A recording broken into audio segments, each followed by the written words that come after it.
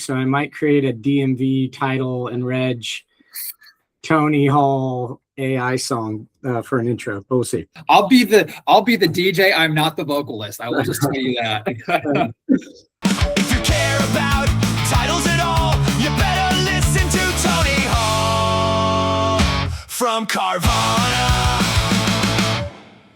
All right, we are here with Tony Hall from Carvana. I think a lot of people know who you are, Tony.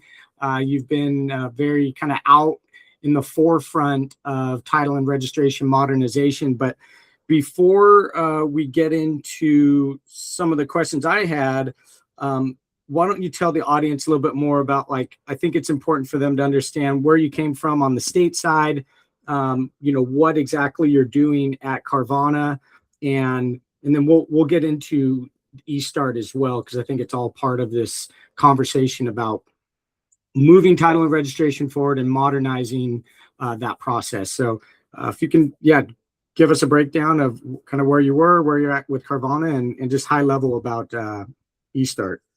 Yeah, so my background actually is from the DMV side. Was at the Texas DMV for 10 and a half years. The majority of that time was actually on our title services side of the house, where I've worked on any of the policy and program related things on the issuance of certificates of title.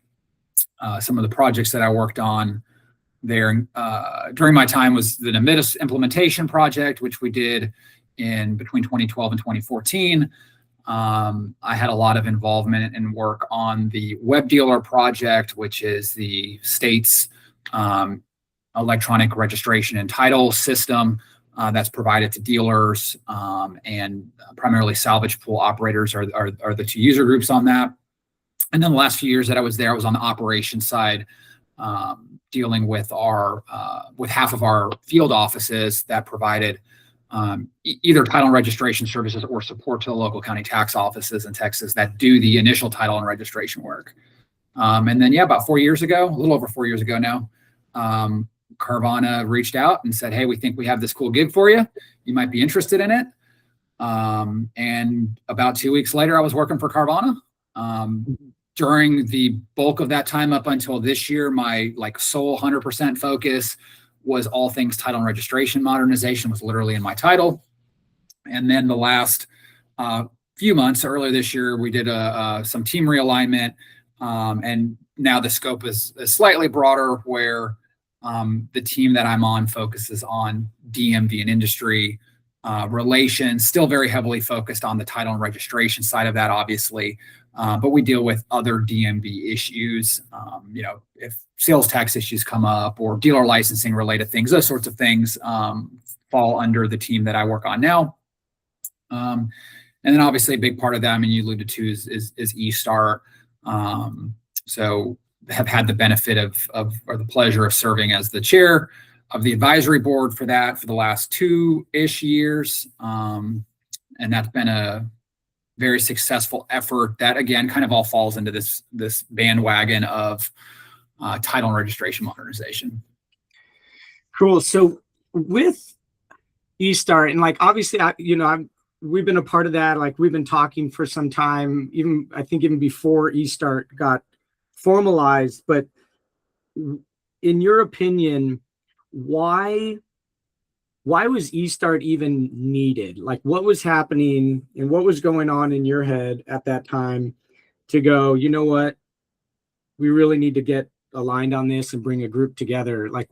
What was causing that? what drove you to do this? So to lead this effort? Yeah. So the precursor to eStart actually was just these monthly meetings that I had hosted, and it was partially self-serving. When I started Carvana, I was like, hey, I really need to have my finger on the pulse of what is going on in this space. And I started out with, just a handful of industry thinkers that I had known from my DMV days, that I knew I could trust, that knew what was going on. And then just kind of stood up some monthly meetings. And then just kind of as, I was getting, growing into my role, and I was connecting with new people, I had added more and more people to that meeting, to where we were probably somewhere around a couple of dozen folks. We would just get together monthly, and just kind of talk about whatever was happening in the space, what states were doing, what policies were changing, what systems were getting activated in what states, those sorts of things. And eventually kind of turn into this conversation of, maybe we need to like actually formalize this a little bit more and have this group be a respected place where industry and governments can come to get information, get resources, connect with other folks that are working in this space, and be a conduit of information sharing and advocacy. So that's really where the idea of eStart came from. It's been a little over 2 years ago now, about 2.5 years. It took us a few months to kind of get things sort of up and running. And so in March of 2024, eStart formally launched. We had 18 founding members. Most of those members were part of that original sort of monthly meeting that I was always hosting. And now we're up north of 150 members 2 years later, continuously growing. And it really has become that place of where people get together to find out what's going on, share information that they know, collaborate on issues that matter to them, and signal their support for primarily legislation that's advancing. But we've also, I think, caught the attention of the, our regulators on the other side that are actually doing this title and registration work, where they're interested in how industry feels and thinks about things, and they reach out to us to ask us for feedback. They've reached out to us to ask us to facilitate their ability to share information with industry, get feedback from industry through eStart. So it's really been a good thing to see happen. Totally. I don't expect you to rattle off like exact statistics, but can you give us somewhat of a highlight reel of the achievements or what you're most proud of over the last 2 years with eStart? Yeah, I would say for sure the sort of the crowning achievement that we've had so far was hosting an actual conference, the eStart Modernization Forum, last year in Kansas City. We did that in partnership with the National Auto Auction Association. And it really provided that venue for primarily industry, but we actually had quite a few jurisdictions attend and speak at that conference that focused exclusively on electronic signatures, electronic title and registration processing, and the conversation around how do you get to true electronic vehicle records management. It was a great 2-day event. But other things that I think have been good examples of success have been our advocacy campaigns. So the unique thing about eStart is eStart does not take policy positions. Its members do. But eStart is that administrative arm that will facilitate the collection of those signatures and routing of that advocacy. And we've heard directly on legislation that, hey, this letter of support actually made the difference in this piece of legislation passing, that had the eStart members, the 25 or so that signed on that letter, not done that, that bill likely would have been in jeopardy. What it did is it signaled that, hey, this was not an individual organization's issue, but this was multiple organizations' issues that transected multiple industry verticals. And it showed, okay, this is a bigger thing that matters to more people. And I think the cool thing that eStart does is not everybody benefits from an organization that has the resources and the name recognition to, one, have a government affairs team, or two, to be able to walk in, if you do have a government affairs person or two, and command sort of the respect of persuasion, right? Or that openness to hearing pros and cons of what may be happening. So eStart getting to facilitate that, and maybe smaller organizations that don't have those resources or don't have that voice can still sign on to these things with these other organizations that do have that, such as a Carvana. And it adds to the, hey, this is a big guy issue, this is a little guy issue, this is a auto dealer issue, this is a charitable organization issue, this is a lender issue, right? It just very clearly articulates to particularly policymakers who just need those very clear, quick visuals of, yes, this is a big deal, yes, we see why, and this is probably something we're comfortable supporting. I think another positive has been the reception from industry on eStart. If you look at the membership, it is very clear that there are competitors all across the spectrum that are members, but we all get together to talk about it because we all have a shared common goal.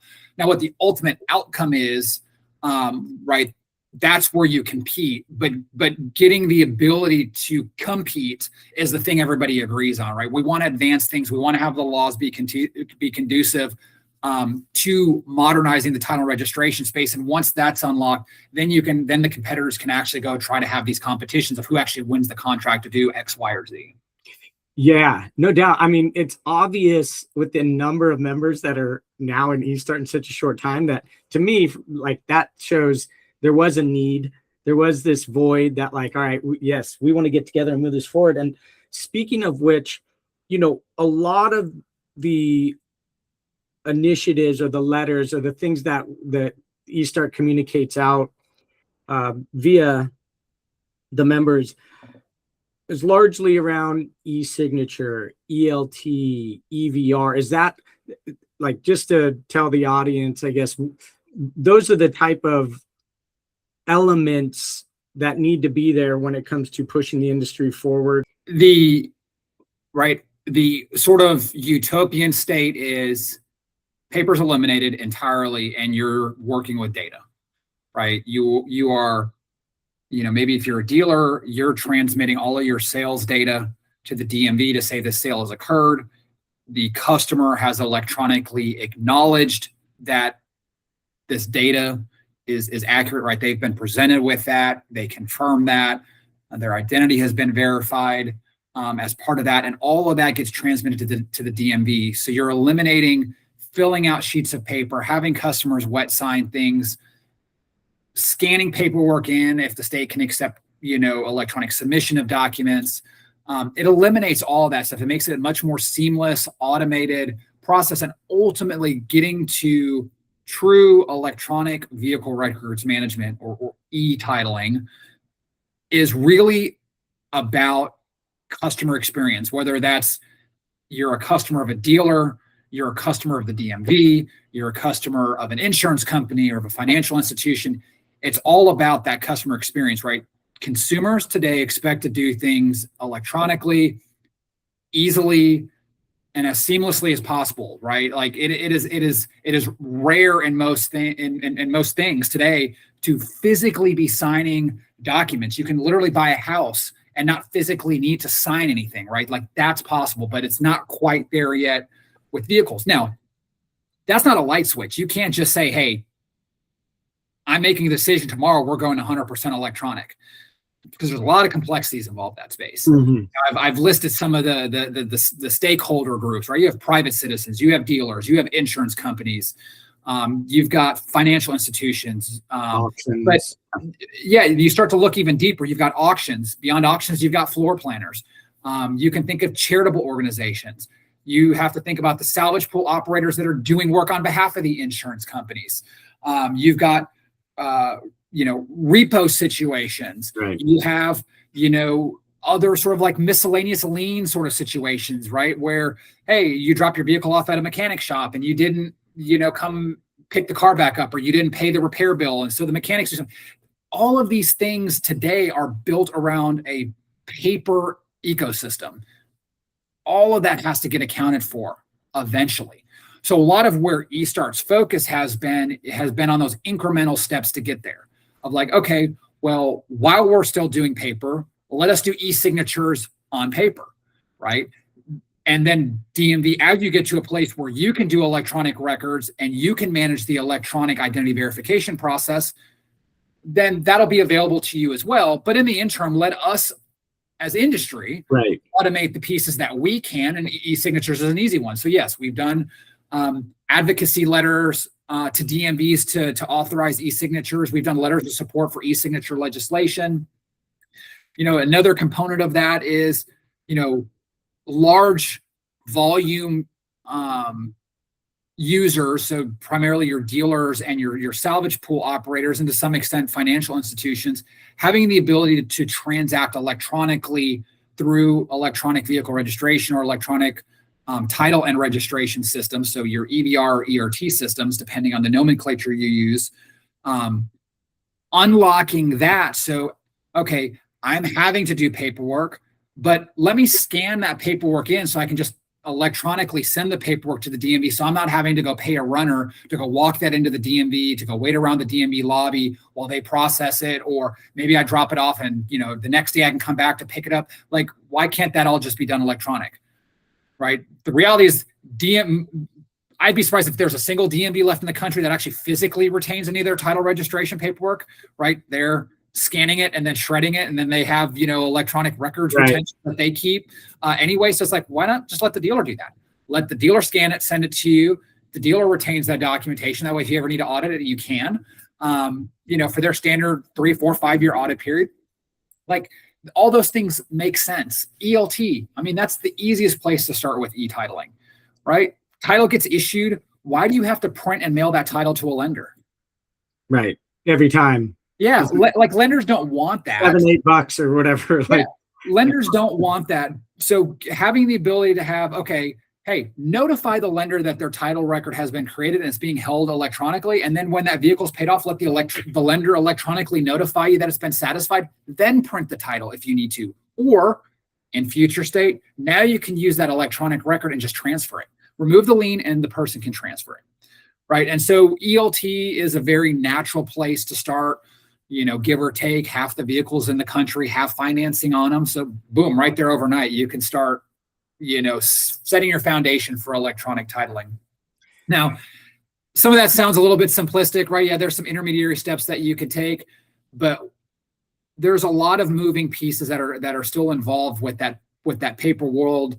And that's, I think, where like eStart and individual eStart members come in to make sure that they're also educating regulators, legislators, other industry participants on how their part of the industry works, what their processes are, to make sure that as we move into the sort of next phase of that, which is trying to get away from paper entirely, making sure that there are electronic solutions that account for that.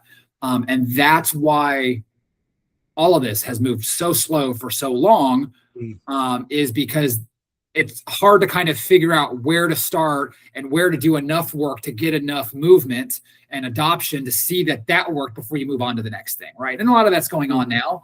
But that's been sort of a big driver behind a lot of the slow progress in that sort of like getting to that final utopian state. Is there, I mean, correct me if I'm wrong, but like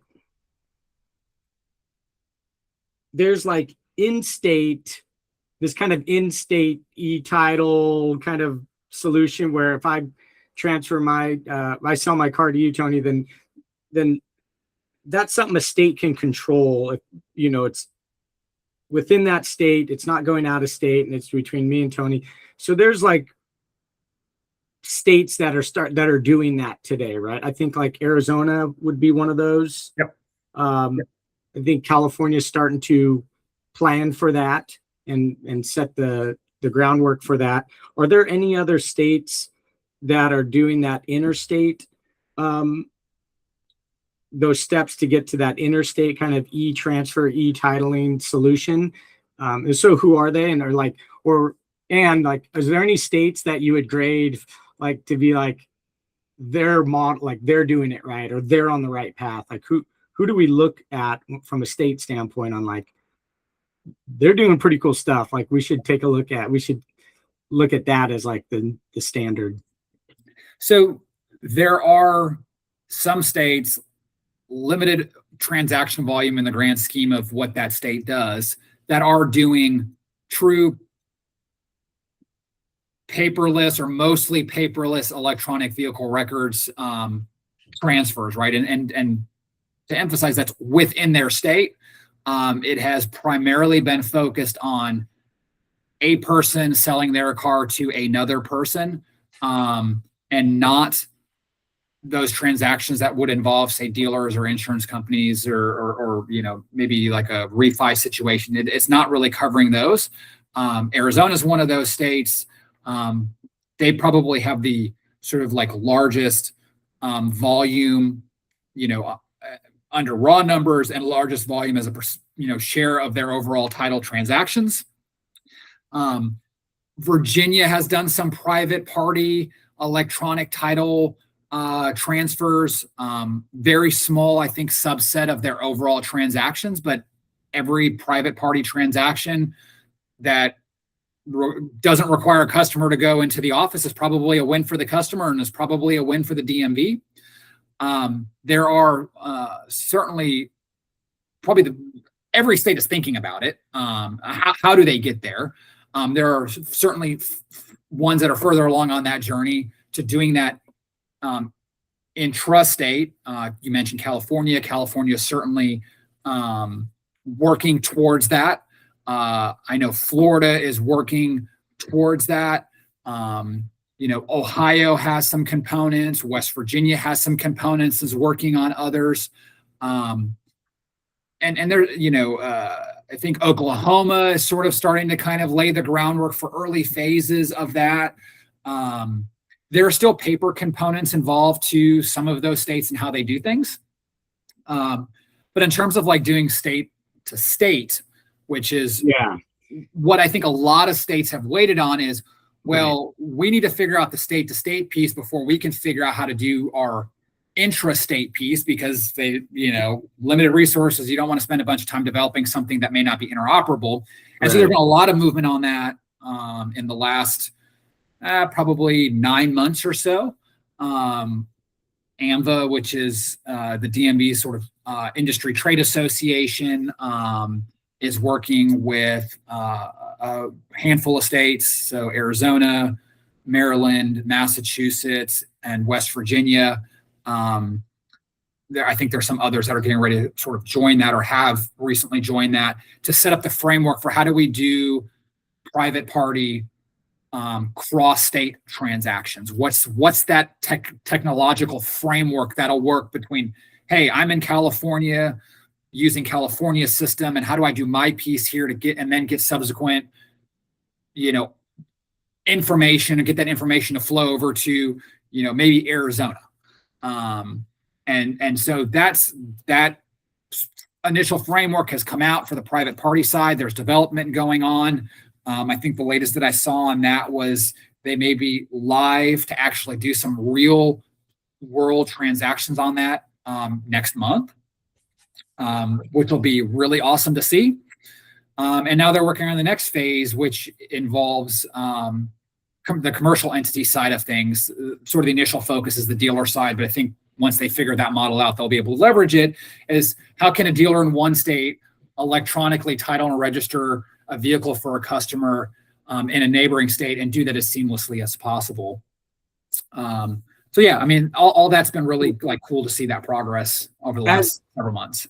Yeah, that's I think in the beginning you're like, this is like, it's all data anyway, right? I mean, this is just the movement of data from one system of record to the other in a verified, secure, compliant way that appeases both states, rules and regulations, all that fun stuff. So it's just how do we get there? And I think AMVA's framework, that's the point of that, right? Like how do we at least align on like what this could look like, and then let's put it into action.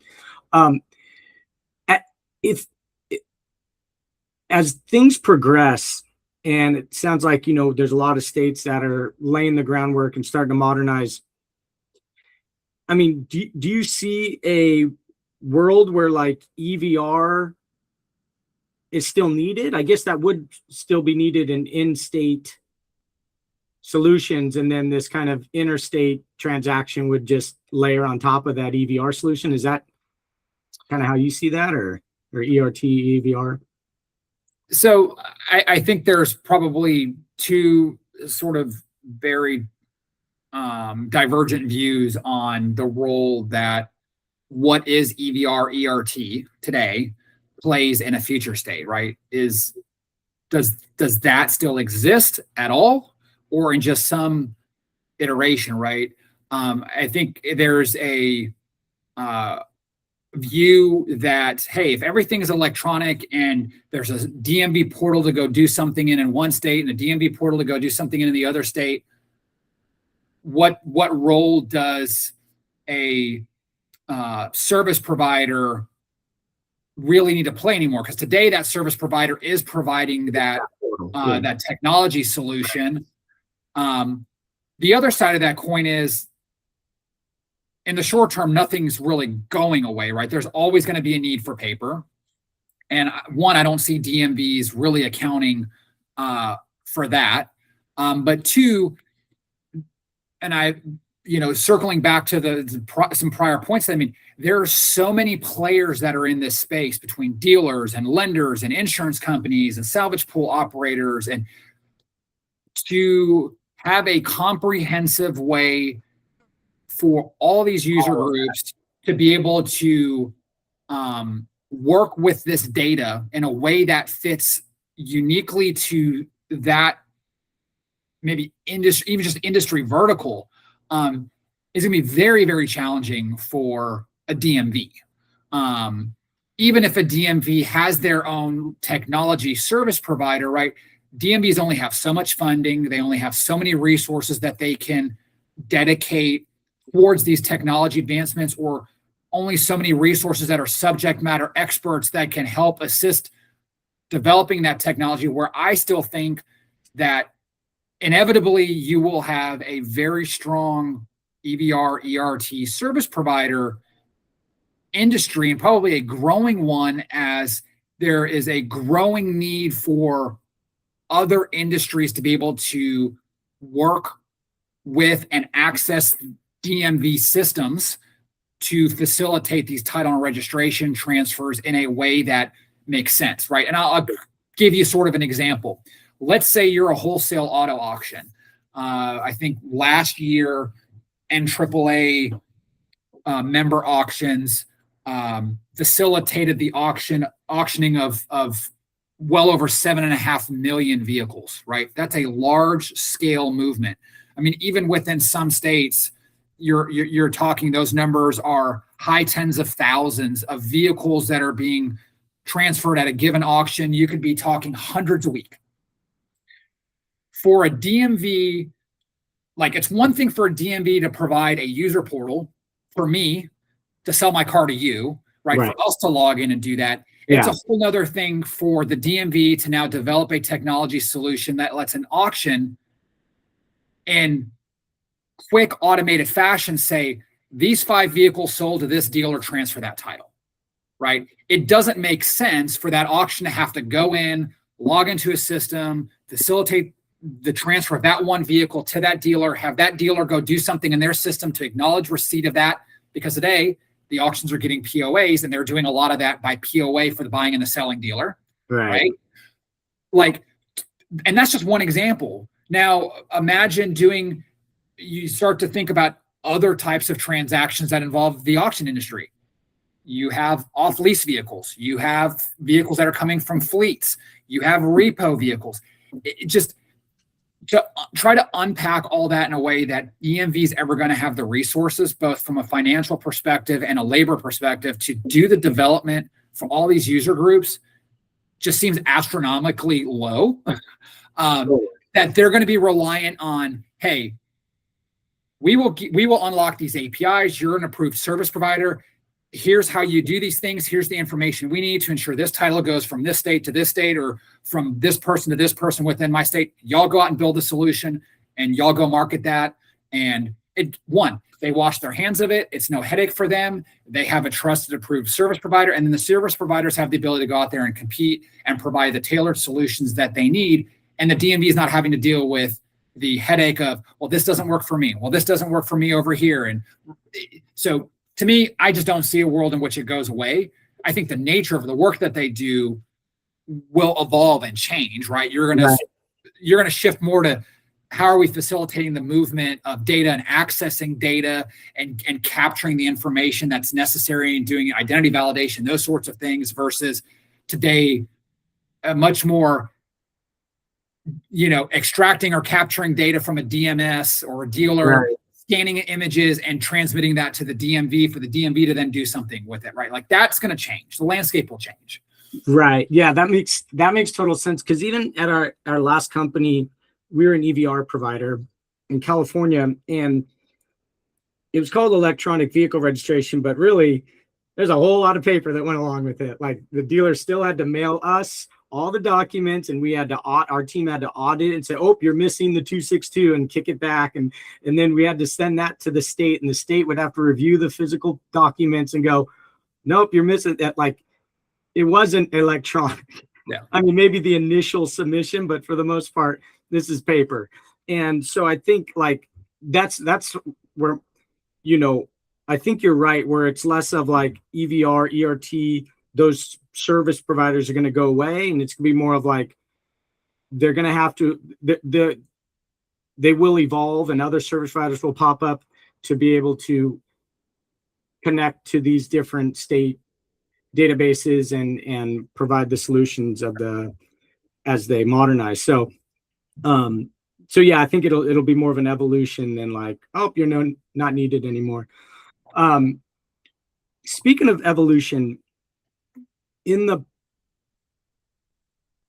you were still at tech, let's give it a time frame. Let's say between 5 and 7 years ago. Put yourself in 2000, let's see, 18. That's 8 years ago. What would surprise you in 2018 the most about where the title and registration industry is today? Like what in 2018, what would make you go, what? We're doing this now? That's crazy. What would stand out the most? Or at least maybe it's not just one thing, but just like, is it the time to market? Like, has thing escalated much quicker than you would have thought in 2018? Like, give us a little insight there. I will relate to this a little bit because that's right before COVID, right? And I remember when COVID hit, sitting in a room and having a conversation around what would happen if we couldn't have people physically do certain things, certain functions. And one of the specific things was around, hey, we have a responsibility for when these titles get printed, we have to have somebody on site to audit these before they get put in the mail to make sure that all the titles actually printed, everything is accounted for. And I mean, that was just one very simple, tangible example. And I remember somebody did the response is like, if we're literally shut down, we're not going to be able to do anything. And in a week, everything shut down. And guess what? Everybody scrambled and we figured out how to do things electronically. Now, a lot of it was very scrappy, right? You're doing things like taking pictures of things, or you're having vendors take pictures of, maybe a control number at the beginning and a control number at the end. And you're sort of, spot auditing things that way. And you're kind of reconciled, right? Like you very quickly realize it is possible to not have humans do things. So, probably the biggest sort of industry advancement that has come out in the last few years, in particular, that would surprise me thinking back to 2018 is the evolution of the sort of clearinghouse model and the speed at which those sort of programs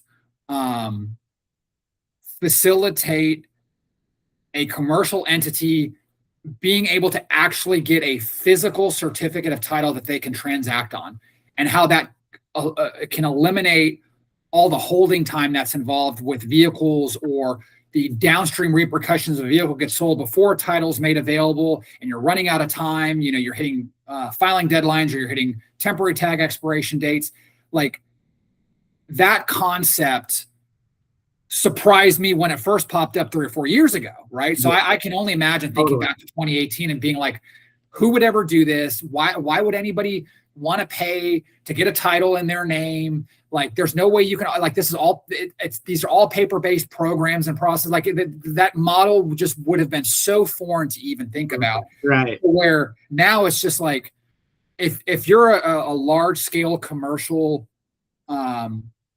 mover of vehicles and titles, it's crazy to me to think you're not seriously exploring or using those systems or figuring out how to use those systems to cut out your holding time and your title delays and all of that sort of stuff that comes with it. And we could have a whole podcast just kind of on that. But like, that has surprised me. And then also I'll say, like, the second thing that's kind of surprised me is the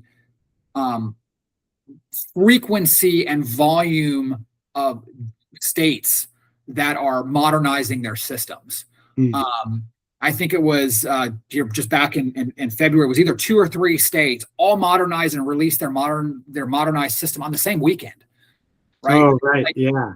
You know, thinking back to 2018, like the term system modernization was probably in its infancy. You know, right. maybe it had been kind of thrown out a year or two, like we need to modernize our system, and you'd have, you know, a state here or there every year, sort of like modernizing or you know, updating certain components of its system. To now it's like you're talking about two or three states in a single weekend modernizing, and then just sort of the constant iteration on that. And I heard somebody else say this, and I think it's very true. Modernization in 2018 was thought of as a one-time sort of system replacement thing.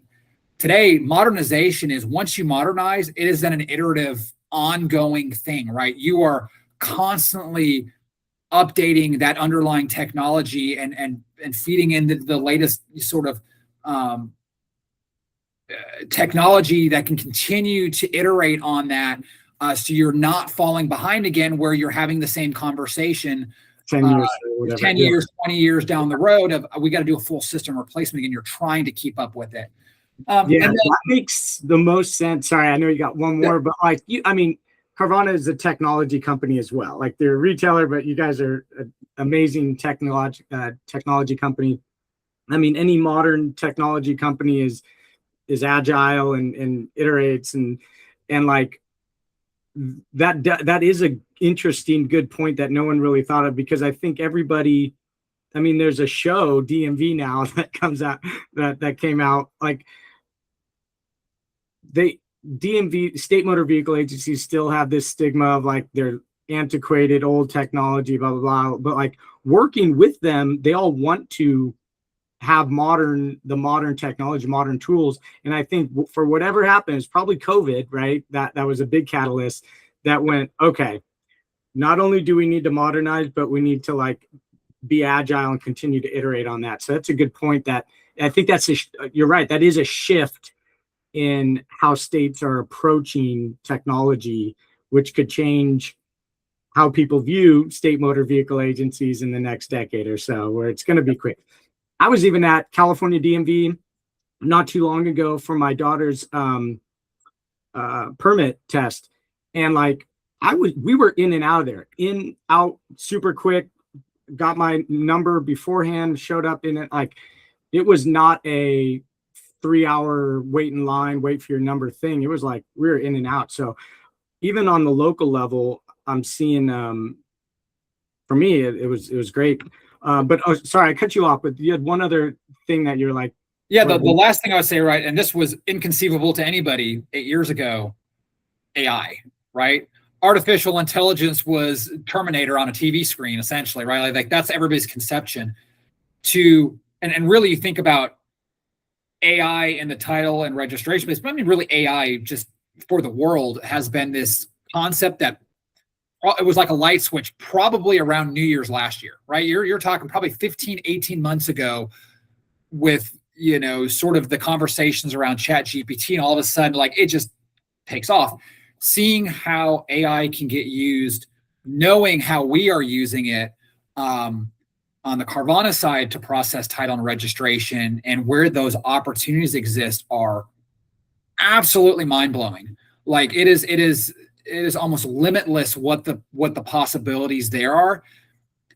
But it also starts to pose, I think the need to really pause and make sure, hey, if AI can do all these things, how do we, and I think these are the conversations DMVs are having is how do we know that what is happening with our data is not getting exploited by AI, or how do we know AI is not doing these things and it's actually the people themselves that are authorizing these vehicles to be bought or sold in their names, right?